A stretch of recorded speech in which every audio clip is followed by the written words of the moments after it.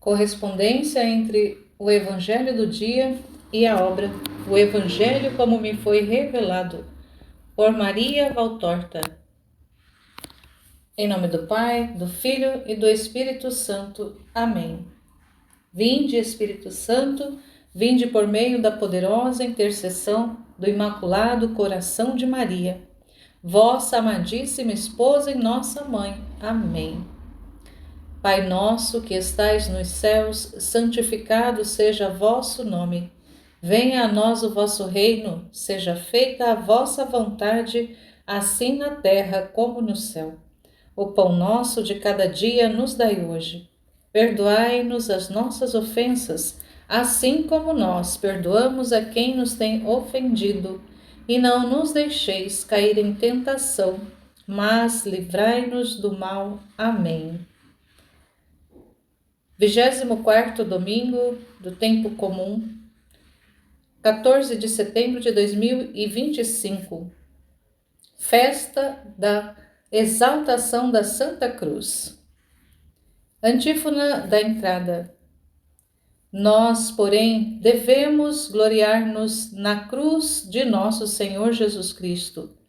Nele está a salvação, nossa vida e ressurreição. Por ele somos salvos e libertos. Evangelho de Jesus Cristo segundo João, capítulo 3, versículos do 13 ao 17. Naquele tempo disse Jesus a Nicodemos: Ninguém subiu ao céu, a não ser aquele que desceu do céu, o Filho do Homem. Do mesmo modo como Moisés levantou a serpente no deserto, assim é necessário que o Filho do Homem seja levantado, para que todos os que nele crerem tenham a vida eterna. Pois Deus amou tanto o mundo que deu o seu Filho unigênito, para que não morra todo o que nele crer, mas tenha a vida eterna. De fato, Deus não enviou o seu Filho ao mundo para condenar o mundo, mas para que o mundo seja salvo por ele. Palavra da salvação, glória a vós, Senhor. Correspondência com o Evangelho como me foi revelado, de Maria Valtorta, capítulo 116. 24 de fevereiro de 1945. Jesus está na cozinha da pequena casa do Olival, ceando com os seus discípulos. Estão conversando sobre os fatos do dia, que, no entanto, não é aquele anteriormente descrito, porque ouço falar de outros acontecimentos, entre os quais a cura de um leproso, feita perto dos sepulcros, ao longo do caminho para Betfagé. Também havia lá um centurião romano a observar, diz Bartolomeu, e acrescenta: Ele me perguntou de cima de seu cavalo: O homem que tu segues faz sempre essas coisas? E diante de minha resposta afirmativa, ele exclamou: Então ele é maior do que Esculápio e se tornará mais rico do que o Creso. Eu respondi: Ele será sempre pobre, segundo o mundo, porque não recebe, mas dá, e nada mais quer do que almas para levar ao Deus verdadeiro. O centurião olhou para mim espantado. Depois esporeou o cavalo, indo embora a galope. Havia também uma dama romana em sua liteira. Só podia ser uma mulher. Estava com as cortinas descidas, mas olhava com frequência através delas. Eu vi, diz Tomé. Sim, ela estava perto da curva alta da estrada e tinha dado ordem de parada quando o leproso gritou: Filho de Davi, tem piedade de mim. Então ela afastou uma das cortinas e eu vi como te olhou com uma lente preciosa, rindo-se depois ironicamente. Mas quando viu que tu, só com a tua ordem o curaste, então ela me chamou e me perguntou: Mas é aquele que dizem ser o verdadeiro Messias? Respondi que sim, e ela me disse: E tu estás com ele? E me perguntou ainda: ele é bom mesmo? Diz João. Então tu a viste como era? Perguntam Pedro e Judas. Ora, uma mulher. Que descoberta! Ri Pedro. E Iscariotes insiste. Mas era bonita? Jovem? Rica? Sim, parece-me que era jovem e também bonita. Mas eu olhava mais para Jesus do que para ela. Eu queria ver se o mestre se punha de novo a caminho. Tolo, murmura entre dentes Iscariotes. Por quê? Defende-o Tiago de Zebedeu. Meu irmão não era um Jonata à procura de aventuras. Ele respondeu por educação, mas não faltou contra a sua primeira qualidade. Qual? Pergunta Iscariotes. A do discípulo, que tem o mestre como seu único amor. Judas, irritado, inclina a cabeça.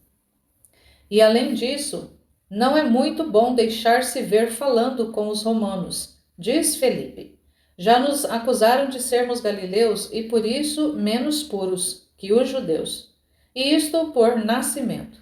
Depois nos acusam de estarmos frequentemente em Tiberíades, lugar de encontro dos gentios, romanos, fenícios, sírios, e ainda, de quantas coisas nos acusam. Tu és bom, Felipe, e pões um véu sobre a dureza da verdade que dizes. Mas a verdade, sem o véu, é esta: de quantas coisas me acusam, diz Jesus, que até então estava calado.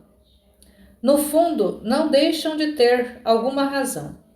Houve contatos demais com os pagãos, diz Iscariotes. Crês tu que os pagãos sejam somente aqueles que não têm a lei mosaica? Pergunta Jesus. E quais outros haveria então? Judas. Pode jurar por nosso Deus que não existe paganismo no coração? E pode jurar que não o tenham os israelitas, que estão mais em evidências? Mas, mestre, dos outros eu não sei, mas eu, quanto a mim, posso jurar. Que o paganismo, segundo o teu modo de pensar? Pergunta Jesus ainda. Ora, é seguir uma religião não verdadeira, adorar os deuses, rebate Judas com veemência. E quais são esses deuses? São os deuses da Grécia e de Roma, os do Egito, em suma, os deuses de 1000 nomes, mas que são inexistentes e que, segundo os pagãos, enchem os seus Olímpos. Nenhum outro deus existe? Só estes olímpicos? E qual outro? Já não são demais? Sim, são demais. Mas ainda há outros sobre cujos altares é queimado incenso por todos os homens, até pelos sacerdotes, escribas, rabinos, fariseus, saduceus, herodianos, todos eles pessoas de Israel. E não só, mas esse incenso é queimado até por discípulos meus. Ah, agora isto não, dizem todos. Não? Amigos, quem entre vós não tem um ou mais cultos secretos? Um tem a beleza e a elegância, outro o orgulho pelo seu saber. Um outro queima incenso à esperança de se tornar grande humanamente. Um outro ainda adora a mulher, outro o dinheiro. Um outro se prostra diante de seu saber, e assim por diante. Em verdade, vos digo que não há homem que não esteja manchado pela idolatria. Como então? Iremos desprezar os pagãos por desventura, quando, mesmo estando com o Deus verdadeiro, continuamos pagãos pela vontade? Mas nós somos homens, mestre, exclamam muitos. É verdade, mas então, tende caridade para com todos, porque eu vim para todos, e vós não sois mais do que eu. Mas, enquanto isso, somos acusados e a tua missão fica entrevada. Ela irá avante do mesmo jeito. Por falar em mulheres, diz Pedro que talvez por estar sentado perto de Jesus, está de tal modo enternecido que transpira bondade. Faz alguns dias, desde quando falaste em Betânia pela primeira vez, depois de tua volta à Judeia, que uma mulher toda coberta de véu vem sempre nos seguindo. Não sei como ela faz para saber as nossas intenções. Sei que, ao fim das últimas filas do povo que te escuta, quando falas, ou atrás do povo que te segue quando caminhas, ou até atrás de nós, quando vamos anunciar-te pelos campos, ela está quase sempre lá. Em Betânia, na primeira vez, ela me sussurrou atrás do véu: aquele homem que dizes que vai falar é mesmo Jesus de Nazaré? Eu lhe respondi que sim, e à tarde lá estava ela atrás do tronco de uma árvore a ouvir-te. Depois eu a tinha perdido de vista, mas agora, aqui em Jerusalém, já a vi 2 ou 3 vezes. Hoje lhe perguntei: tens necessidade dele? Estás doente? Queres o óbolo? Ela respondeu que não com a cabeça, porque nunca fala com ninguém. A mim, ela disse um dia: onde Jesus mora? E eu lhe disse: no Getsemane, de João. Grande tolo, não devias dizer-lhe: descobre-te, faze-te conhecer e eu te direi. Diz irado Iscariotes. Mas quando é que nós pediremos estas coisas? Exclama João com simplicidade e inocência. As outras pessoas se deixam ver. Esta anda toda velada. Ou é uma espiã ou é uma leprosa. Ela não deve seguir-nos para saber.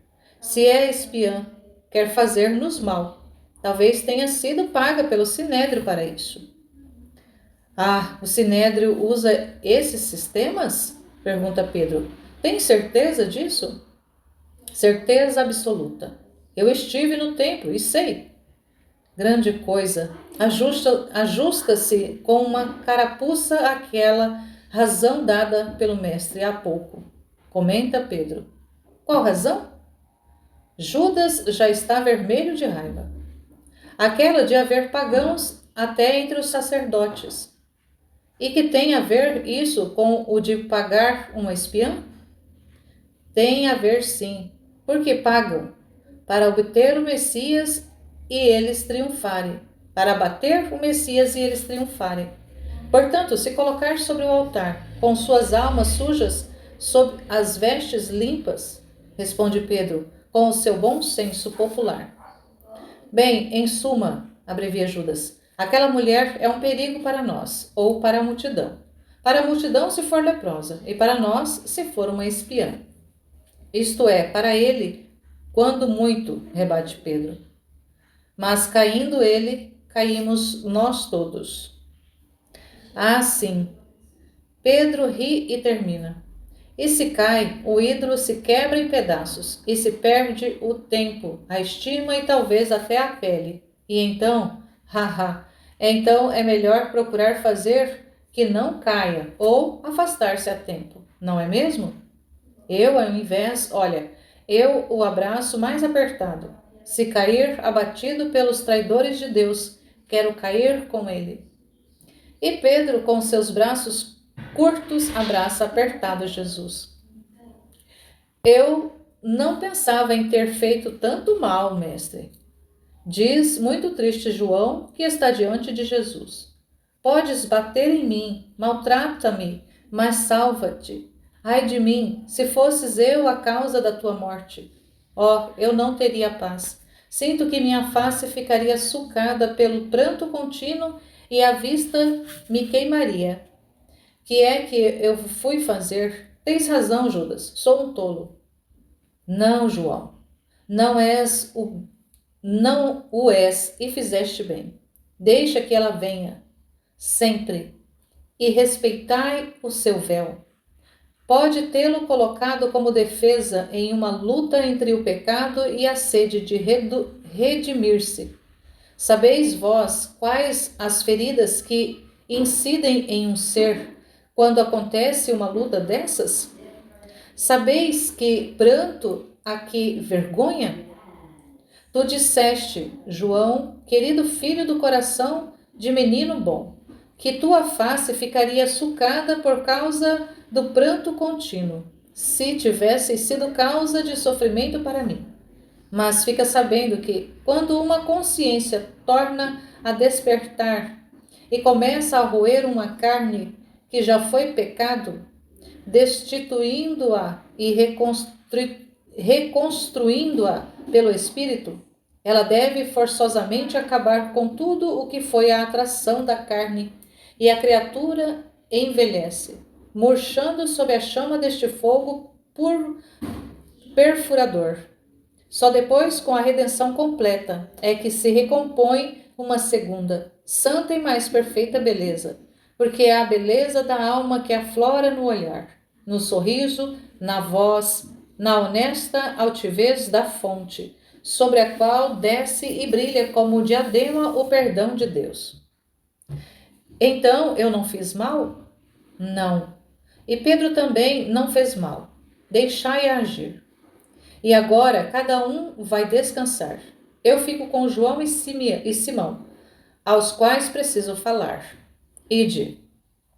Os discípulos se retiram. Talvez eles estejam dormindo no lagar. Não sei. Vão embora e certamente não tornam a entrar em Jerusalém, porque as portas estão fechadas há horas. Tu disseste, Simão, que Lázaro te mandou Isaque em companhia de Maximino hoje, enquanto eu estava junto à torre de Davi. Que é que ele queria? Queria dizer-te que Nicodemos está na casa dele e que desejava falar-te em segredo. Eu tomei a liberdade de dizer que venha. O mestre o atende de noite. Só tens a noite para estar só. Por isso é que eu disse: despede a todos, menos a João e a mim. Então pode ir até a ponte do Cedron para esperar Nicodemos, que está em uma das casas de Lázaro, fora dos muros da cidade? E eu serviria para explicar-te. Fiz mal? Fizeste bem. Vai, João, para o teu posto. Ficam sozinhos Simão e Jesus. Jesus está pensativo. Simão respeita o seu silêncio. Mas Jesus o rompe de repente e, como se estivesse terminando em alta voz um discurso interior, diz: sim, está bem fazer assim. Isaque, Elias e os outros bastam para conservar viva a ideia que já se firma entre os bons e os humildes. Para os poderosos, há outras alavancas. Há Lázaro, Cusa, José e outros ainda. Mas os poderosos não me querem, temem e tremem pelo seu poder. Eu irei para longe desse coração judeu, que é sempre mais hostil ao Cristo. Vamos voltar para a Galiléia? Não, mas para longe de Jerusalém. A Judéia há de ser evangelizada. Ela também é Israel. Mas aqui, como estás vendo, tudo serve para acusar-me. Vou retirar-me pela segunda vez. Mestre, eis Nicodemos, diz João, entrando primeiro. Saúdam-se e depois Simão com João saem da cozinha, deixando os dois sozinhos. Mestre, perdoa-me se eu quis falar-te em segredo. Desconfio de muitos por causa de ti e de mim. Este meu modo de agir não é pura covardia, mas também prudência e desejo de ajudar-te mais do que se eu pertencesse a ti abertamente. Tu tens muitos inimigos. Eu sou um dos poucos que aqui te admiram. Aconselhei-me com Lázaro.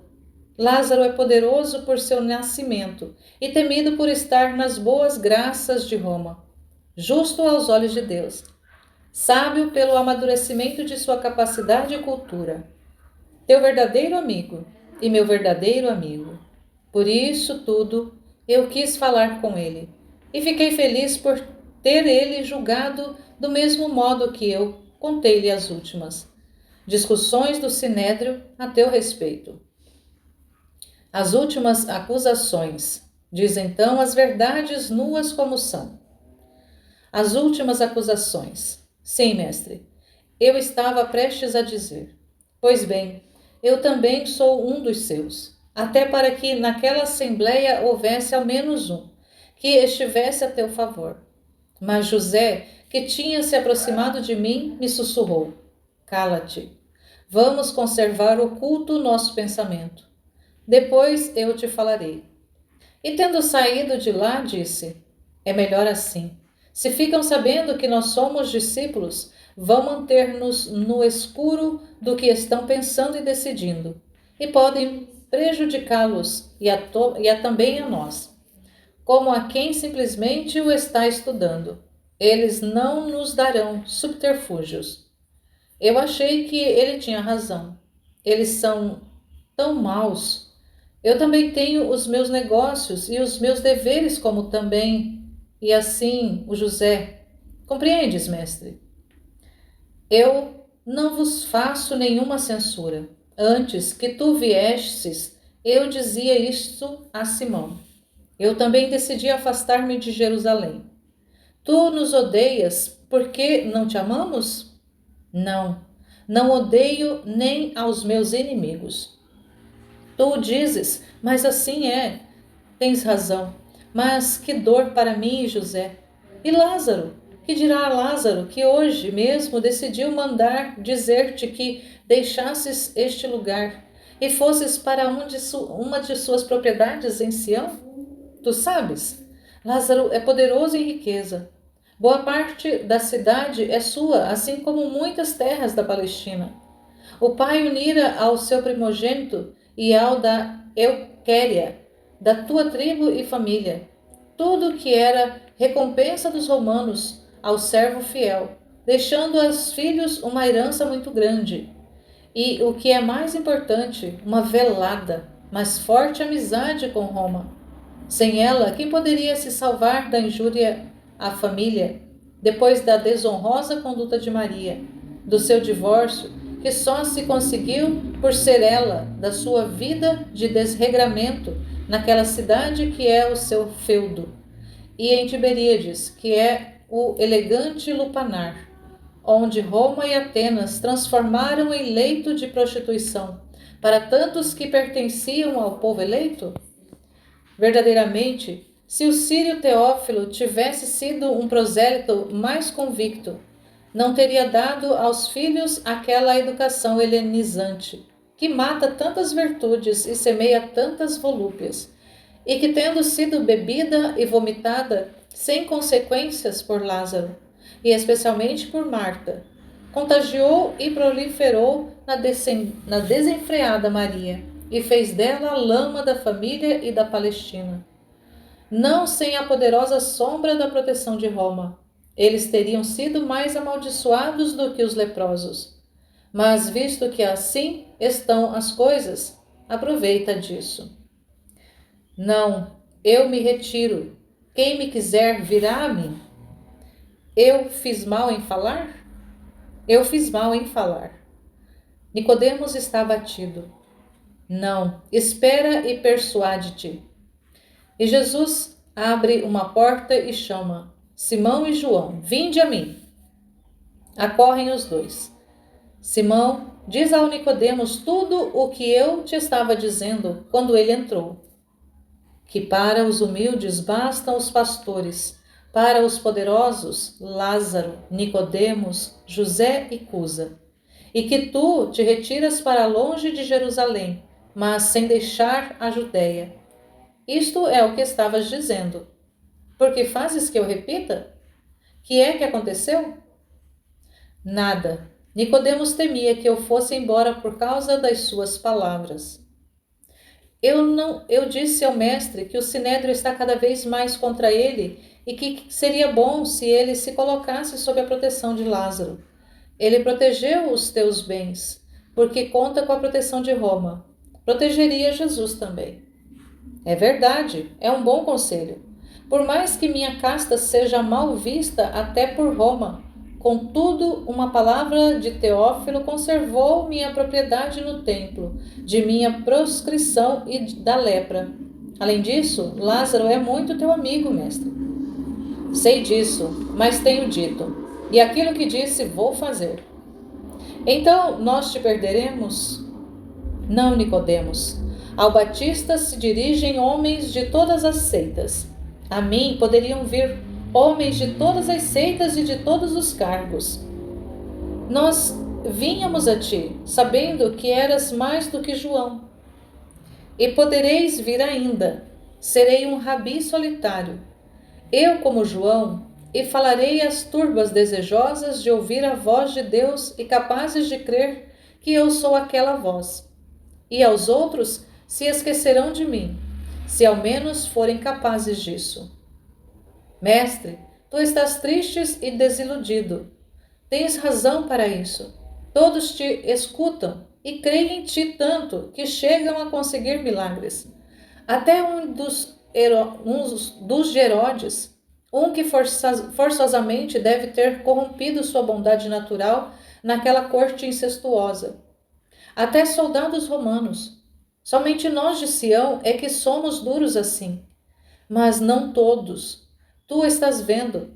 Mestre, nós sabemos que vieste da parte de Deus, doutor por ele enviado, e que mais alto não há. Também Gamaliel diz isto. Ninguém pode fazer os milagres que tu fazes, se Deus não estiver consigo. Isto é o que creem também os doutos, como Gamaliel. Como então acontece que não possamos ter a fé que têm os pequenos de Israel? Diz-me isto exatamente. Eu não te trairei nem se me dissesses. Menti para valorizar as minhas sábias palavras sob um sigilo que ninguém pode escarnecer. És tu o Messias do Senhor? O esperado? A palavra do Pai encarnada para instruir e redimir Israel segundo o pacto? É por ti mesmo que perguntas ou por outros que te mandam perguntar? Por mim, Senhor. Estou num tormento aqui. Estou numa tempestade. Ventos contrários e contrárias vozes. Por que será que em mim, um homem maduro, não existe aquela pacífica certeza que existe nesse rapazinho quase analfabeto e que lhe coloca no rosto esse sorriso feliz, essa luz nos olhos e esse sol no coração? Como é que crês tu, João, para estares tão firmes? Ensina-me, filho, o teu segredo, pelo qual soubeste ver e compreender o Mestre em Jesus Nazareno. João fica corado como um morango. Depois inclina a cabeça, como se pedisse desculpas por dizer uma coisa tão grande, e responde simplesmente: amando. Amando. E tu, Simão, homem probo e já na soleira da velhice, tu douto e tão provado para seres induzido a temer enganos de todos os lados? Meditando. Amando, meditando, eu também amo e medito, e ainda não tenho certeza. Intervém Jesus dizendo: eu vou dizer-te o verdadeiro segredo. Estes souberam nascer novamente, com um espírito novo, livre de todas as cadeias, virgem de toda ideia, e por isso compreenderam a Deus. Se alguém não nascer de novo, não poderá ver o reino de Deus, nem crer no seu reino. Como podes um homem renascer, sendo já adulto? Uma vez posto para fora do ventre materno, o homem jamais pode reentrar nele. Estarás talvez te referindo à reencarnação, na qual creem tantos pagãos? Mas não é possível que penses assim. Além disso, não seria um reentrar no ventre, mas um reencarnar-se depois deste tempo. Portanto, não agora. Como? Não há mais do que uma existência da carne sobre a terra e uma vida eterna do espírito depois da terra. Eu não estou falando da carne nem do sangue, mas do espírito imortal, o qual por duas coisas renasce para a verdadeira vida, pela água e pelo espírito. Mas o maior é o espírito, sem o qual a água não é senão um símbolo. Quem se limpou com a água deve purificar-se depois com o espírito, e com ele acender e brilhar, se quiser viver no seio de Deus aqui e no reino eterno. Porque o que é gerado da carne continua sendo carne, e com ela morre, depois de tê-la servido em seus apetites e pecados.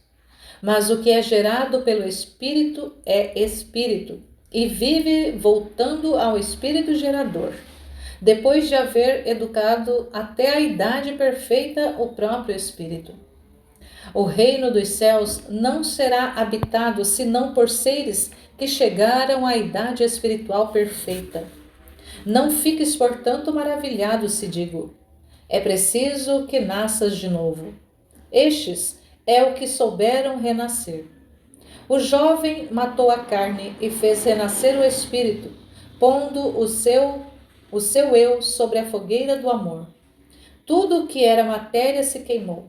Das cinzas, eis que surge nova flor espiritual, maravilhoso elianto, que sabe voltar-se para o sol eterno.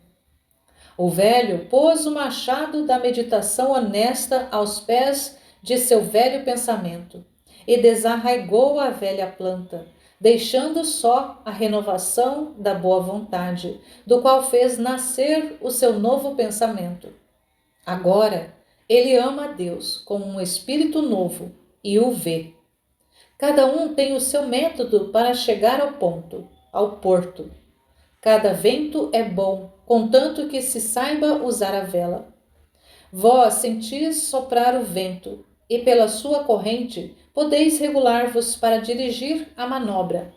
Mas não podeis dizer de onde é que ele vem, nem chamar aquele de que estáis precisando.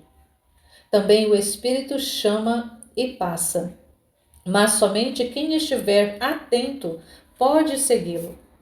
O Filho conhece a voz do Pai, e conhece a voz do Espírito por ele gerado. Como pode acontecer isso? Tu, mestre em Israel, me fazes uma pergunta. Tu ignoras estas coisas. Falamos e damos testemunho do que sabemos e vemos. Agora, portanto, eu falo e testifico o que sei.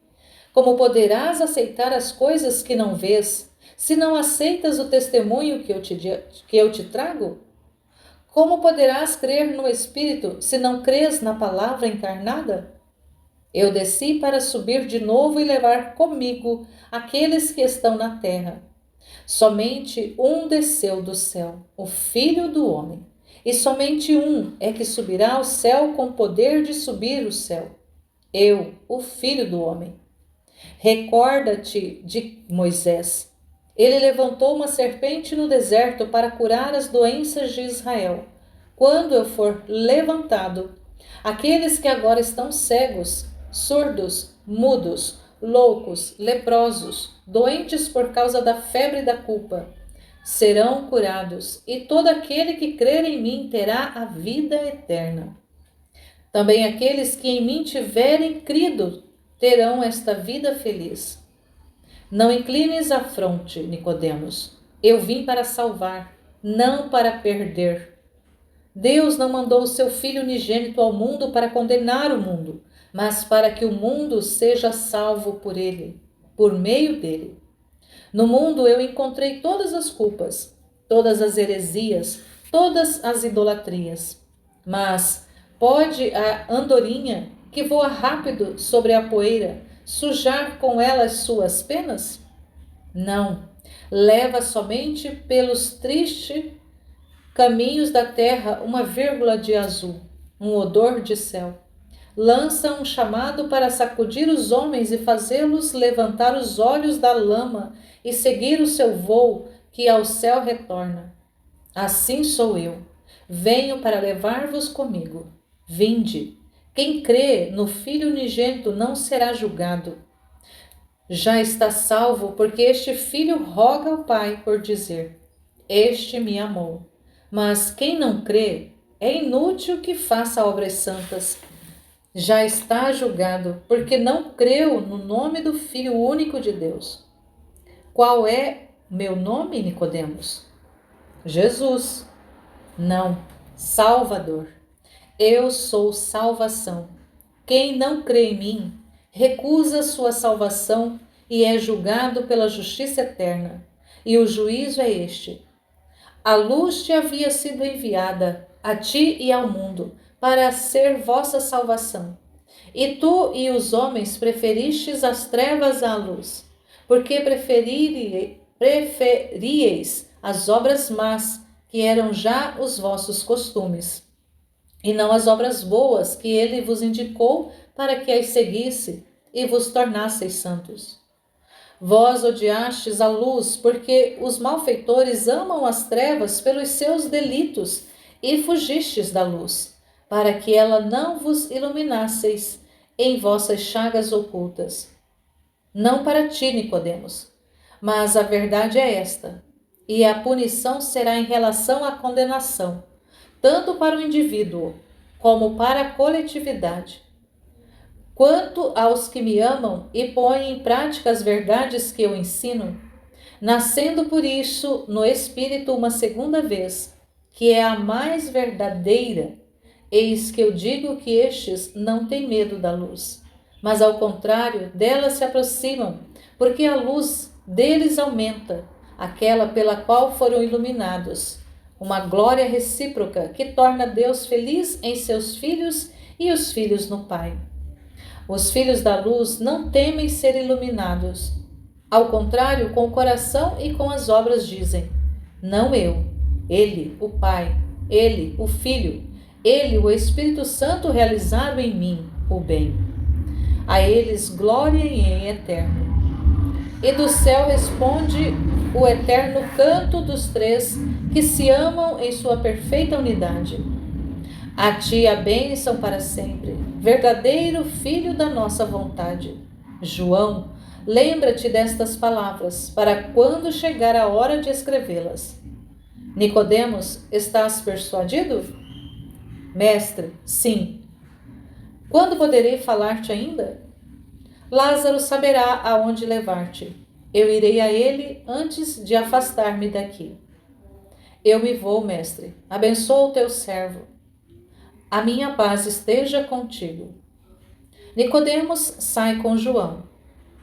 Jesus se volta para Simão.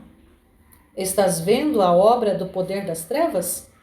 Como uma aranha estende a sua insídia, atrai e aprisiona a quem não sabe morrer para renascer como uma borboleta, tão forte que seja capaz de arrebentar a teia tenebrosa e passar além, levando como lembrança de sua vitória tiras de redes reluzentes em suas asas de ouro, como auriflamas e lábaros tomados do inimigo.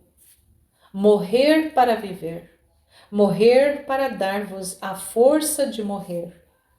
Vem, Simão, vem descansar, e Deus esteja contigo. E tudo termina.